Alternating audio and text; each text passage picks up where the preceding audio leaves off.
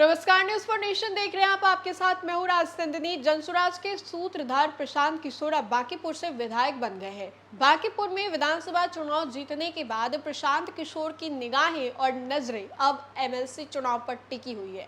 हम ऐसा इसलिए कह रहे हैं क्योंकि अब जो जानकारी सामने आ रही है उसके अनुसार प्रशांत किशोर अपनी पार्टी से एमएलसी चुनाव के लिए उम्मीदवारों को मैदान में उतारेंगे।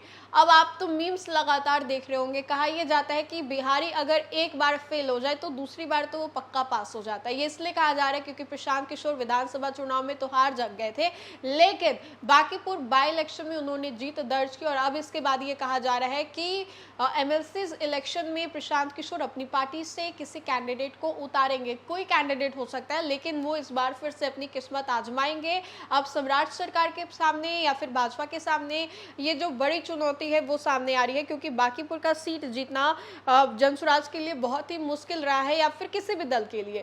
अब बिहार की राजनीति में अपने पैठ बना रहे प्रशांत किशोर ने बिहार विधान परिषद चुनाव को लेकर के एक महत्वपूर्ण घोषणा की है। उन्होंने कहा है कि उनकी पार्टी जनसुराज आगामी एमएलसी चुनाव में अपने उम्मीदवार उतारेगी। प्रशांत किशोर के अनुसार इस चुनाव को लेकर के जनसुराज अन्य स्थापित राजनीतिक दलों की वजह से ही पूरी मुस्तैदी और तैयारी के साथ मैदान में उतरेगी। इस कदम से राज्य के राजनीतिक गलियारों में हलचल तेज हो गई है, क्योंकि पंचायत स्तर के बाद जब जनसुराज उच्च सदन में भी अपनी उपस्थिति दर्ज कराने की रणनीति पर तेजी से काम कर रही है। एमएलसी चुनाव में भागीदारी पुष्टि करने के बाद प्रशांत किशोर ने समय सीमा भी तय कर दी है। उन्होंने बताया है कि पार्टी चुनाव की तैयारियों को अंतिम रूप दे रही है और अगले 5 से 7 दिनों के भीतर उम्मीदवारों के नामों की आधिकारिक घोषणा भी की जाएगी। इससे साफ है कि पार्टी चुनावी मैदान में उतरने को लेकर के काफी गंभीर है। उन्होंने कहा है कि जनसुराज इस चुनाव में अपने उम्मीदवार उतारेगा और चुनाव को लेकर के राजनीतिक दलों की तरफ से पूरी तैयारियां की जाएगी।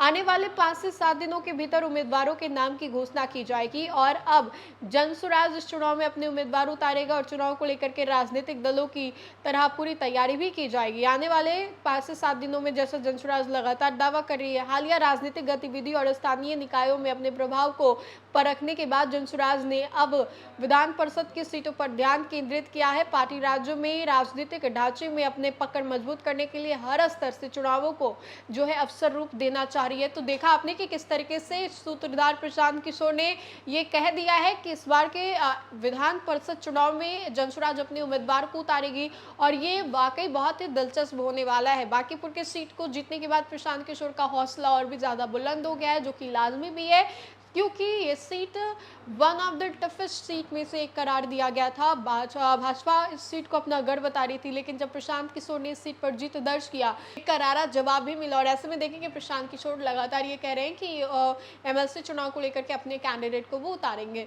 इसको लेकर के आगे की क्या कुछ जानकारी होती है हम आप तक जरूर साझा करेंगे, लेकिन फिलहाल के लिए इस खबर में इतना ही। खबरों का सिलसिला लगातार जारी रहेगा, तब तक के लिए आप देखते रहे न्यूज फॉर नेशन। बहुत बहुत शुक्रिया।